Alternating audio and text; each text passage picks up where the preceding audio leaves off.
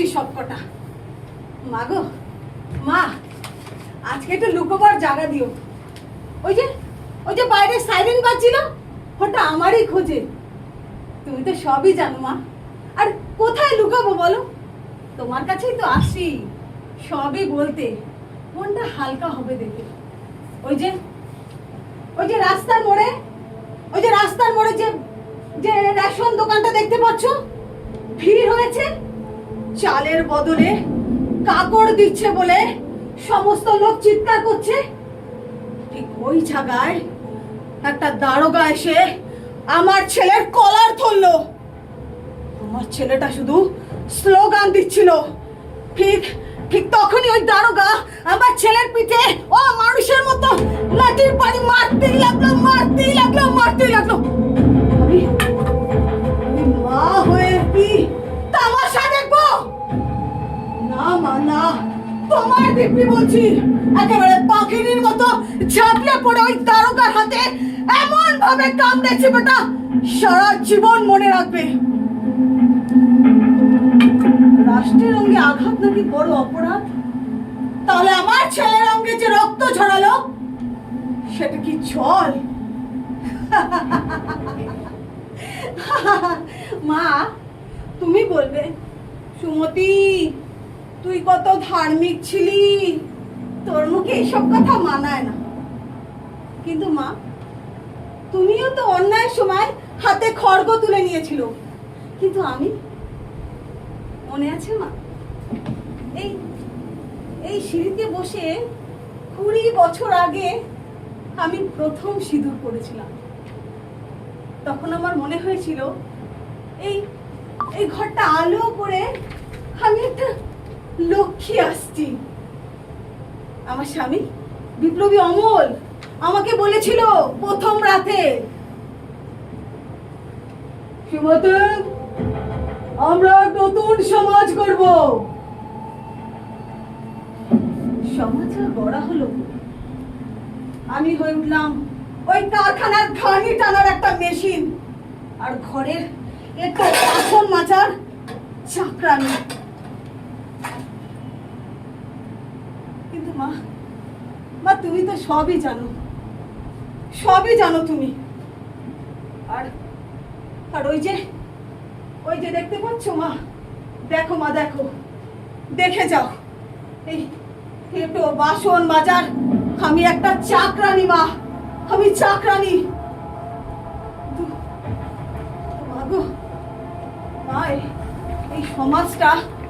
এই সমাজটা বড় আলাদা মা, আলাদা।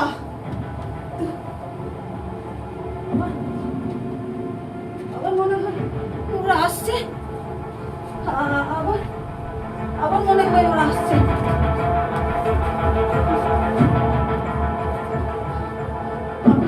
মাগো, ওরা মনে হয় আবার আসছে, আবার আসছে মাগো। আজ যদি ধরা পড়ি মা, ওই দারোগার হাতে কামড়েছিলাম না, এবার কানে কামড়াবো।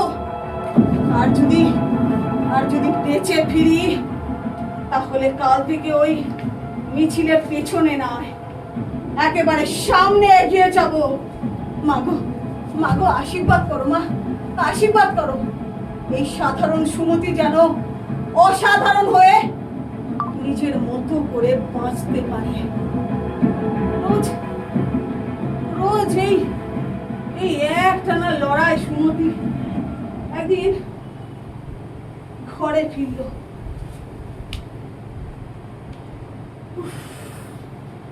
কারখানা থেকে আসা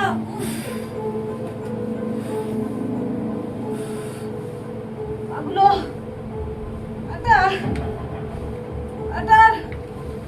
নিজের নয়, একেবারে মনে হচ্ছে গরম শিশে ফেলে দিয়েছে, গরম শিশে। সেই 8 ঘন্টা ধরে ওই বাস স্ট্যান্ডে দাঁড়িয়ে, তারপর বাদর ঝোলা হয়ে বাড়ি ফেরা। রোজ একঘেয়ে যুদ্ধ। আরে একটাতে এই বাটি শাক আর এই 8 কেজি আলু। তাতেই তাতেই মনে হচ্ছে যেন যেন একটা 10 মনের পাথর বয়ে আনছি। এর যা জিনিসের আগুন, এক তো নয় যেন বোমা নিয়ে ফিরছি।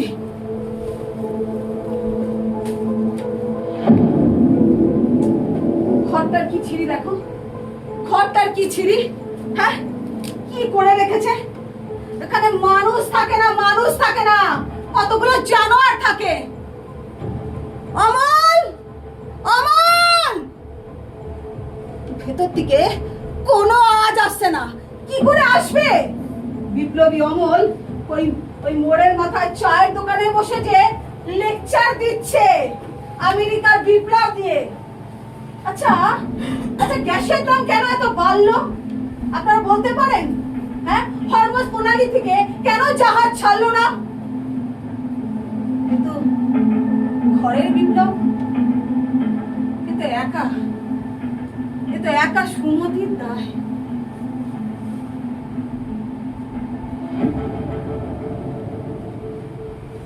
দেখেছো, দেখো কি দেখেছো, সেই সকাল থেকে চায়ের কাপটা ঠিক এক জায়গায় পড়ে আছে। প্রায় 15 বার ধরে দেখলো, কিন্তু হাতে তুলে একবার ধোয়া রুচি বোধ হয়নি। কি করে হবে? সুমতি যে রোবট, লোহা দিয়ে তৈরি। ডিউটি সেরে ফিরবে, তারপর বাজার করবে, তারপর কোমর বেঁধে এঁটো বাসন মাজবে, তবেই না ওর বিপ্লব সফল হবে। মাঝে মাঝে ভাবি কোথাও উদাও হয়ে যাও, এই ঘরটাতে তালা দিয়ে একেবারে নিরুদ্দেশ হয়ে যাও। সেখানে আমার জন্য কেউ আর অপেক্ষা করবে না, কেউ আমাকে বলবে না আমার নীল শাকটা কোথায়। আজ রাতে কি শুধু ডালই রান্না হবে? আমাকে কারোর জন্য চা বানাতে হবে না, কারোর ঘামে ভেজা দুর্গন্ধ গেঞ্জি কাচতে হবে না। সেখানে শুধু আমি একা সুমতি হয়ে 10 ঘন্টা এক টানা ঘুমাতে পারবো।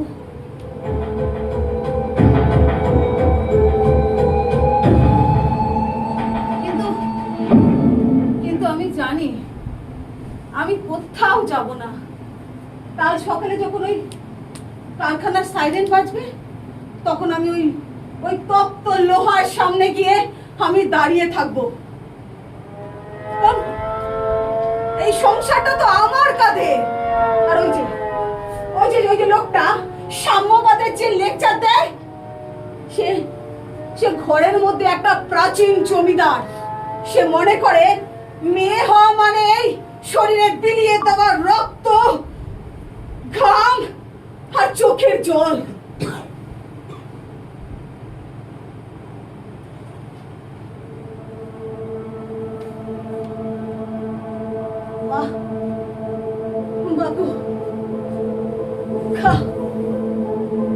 চোখের জল,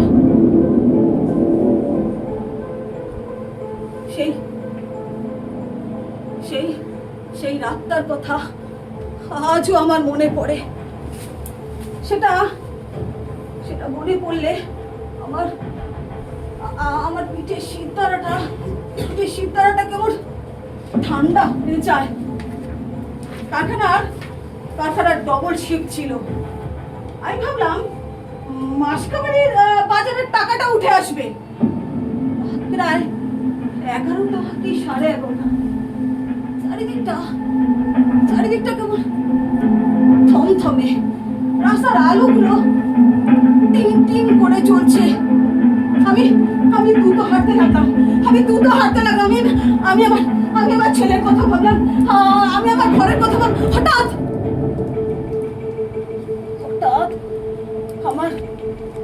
আমার পেছনে কেমন কর্কশ হাসির শব্দ। আমি ঘুরে দেখতে দেখি 4টে লোক, না লোক নয়, 4টে জানোয়ার আমাকে ঘিরে ধরলো। আমাকে ঘিরে ধরলো। আমার আমার গলা দিয়ে আমি চিৎকার করতে আওয়াজ করতে আমার দম বন্ধ হয়ে আসছে। ওরা আমাকে টেনে টেনে হিচড়ে ওই ওই ওই রেল লাইনের ধারে চোখটার কাছে নিয়ে গেল। আমি ওদের হাতে বললাম, আমার ছেলে আছে, আমার ঘরে ছোট বাচ্চা আছে, আমাকে ছেড়ে দাও, আমাকে ছেড়ে দাও না, আমাকে ছেড়ে দাও আছে।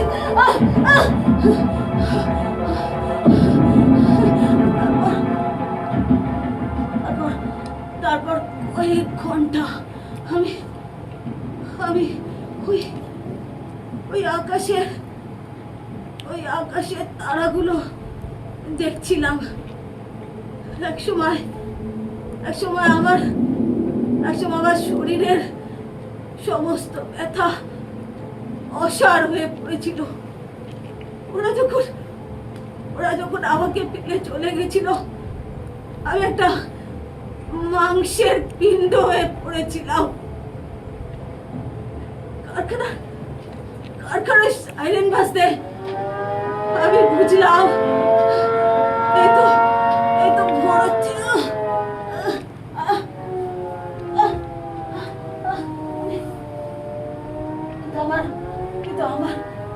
আমার জীবনটা যে অন্ধকারে আটকে গেল। আমি পরদিন সকালে আমি থানায় গেলাম। দারোগার কাছে আমার সব কথা বললাম। উনি আমার সব কথা শুনে এমন ভাবে আমার দিকে তাকালো যেন দোষটা আমারই। ওনার প্রথম প্রশ্ন ছিল,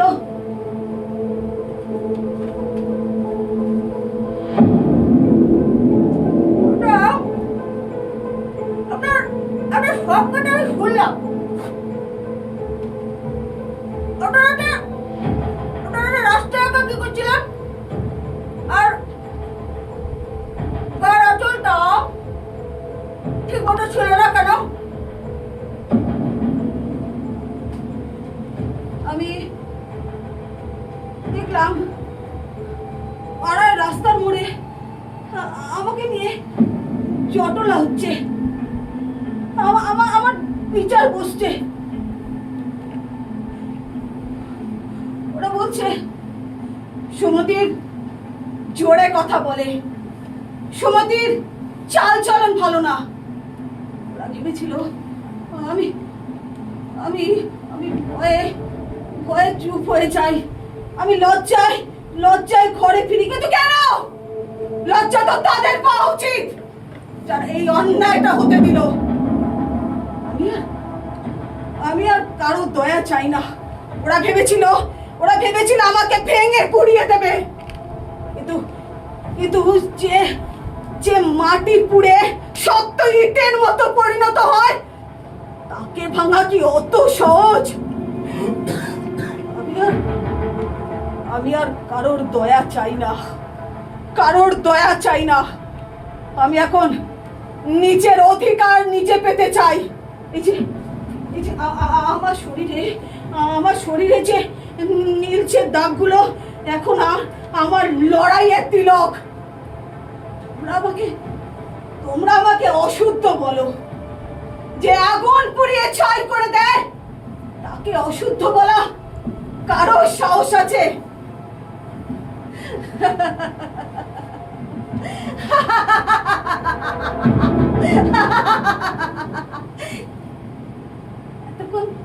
এতক্ষণ আপনারা যা শুনলেন বা দেখলেন, আপনাদের কাছে মনে হলো এটা একটা সাধারণ নারীর দুঃখের পাঁচালী,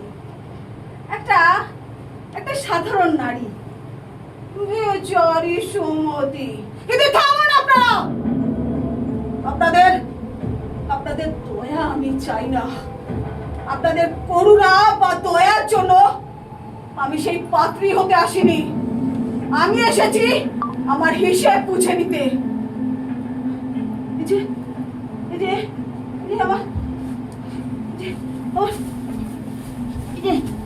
দেখতে পাচ্ছেন এই যে আমার আমার আমার আমার এই যে এই উল, এই যে উলটা দেখতে পাচ্ছেন, এই যে কাটা, এই যে কাটাটা দেখতে পাচ্ছেন, এই যে এই যে এটা এটা দিয়ে না, এটা দিয়ে কিন্তু আমি শুধু কিন্তু সোয়েটার বুনি না, এটা দিয়ে আমি আমার সংসারের ভবিষ্যৎ বুনি। আমি যখন কারখানায় কাজ সেরে বাড়ি আসি, তখন আমার এই হাত দুটো অবসন্ন হয়ে পড়ে না, বরঞ্চ আরো শক্ত হয়ে যায়।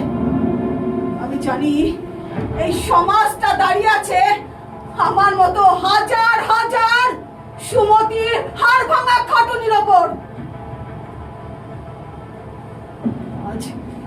আজ তোমরা যাকে দেখছো হাড় ভাঙা খাটুনির ওপর, বুঝতে পেরেছো? হাড় ভাঙা খাটুনির ওপর তোমরা আমাকে ভয় দেখাতে চেয়েছিলে, ভয়, ওই অন্ধকার দিয়ে, ওই পুলিশের লাঠি দিয়ে, কুৎসিত অপবাদ দিয়ে। কিন্তু তোমরা ভেবেছিলে আমি মুখ বুজে সহ্য করে ওই ঘরের মধ্যে থাকবো, কিন্তু তোমরা এটা ভুলে গেছো যে আগুনে তোমরা পোড়াতে চেয়েছিলে, সেই আগুনেই তোমরা পুড়বে তোমাদের মুখোশগুলো। আমার স্বামী আমাকে বলে সুমতি, তুমি একটা সাধারণ নারী, তোমার স্থান হচ্ছে ওই ঘরের কোণে।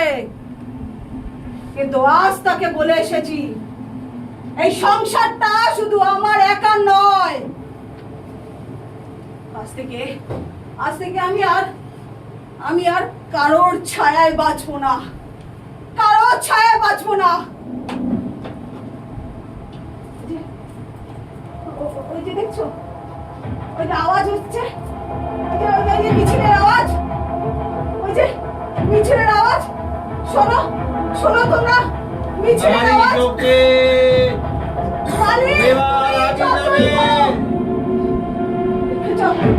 ওই আওয়াজটা আমার ধমনীগুলো একেবারে নাচিয়ে দিচ্ছে। যে ছেলেটা আমাকে ওই মিছিলের রাস্তা দেখিয়েছিল, যে ছেলেটা আমাকে সমস্ত রাজনীতি পাঠ শিখিয়েছিল, আজও আমার নাম ধরে ডাকে সুমতি।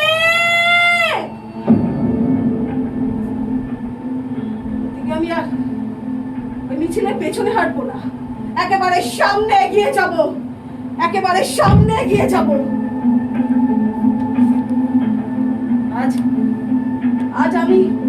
আজ আমি লড়াই করব সেই সব মেয়েদের জন্য যাদের তোমরা তাদের শরীর আর শ্রমকে নিজের পণ্যের মতো ব্যবহার করো। আজ বিচার করব আমি বিচার করব। এই বিচার করার অধিকার কারণ নেই। আমি সুমতি, আমি কোনো সাধারণ নারী নই, আমি এই সমাজের জেগে ওঠার চেতনা। লড়াইটা শুধু আমার, লড়াই করব আমি। চলো সবাই আমার সাথে এগিয়ে চলো, লড়াইটা হবে এবার সামনাসামনি।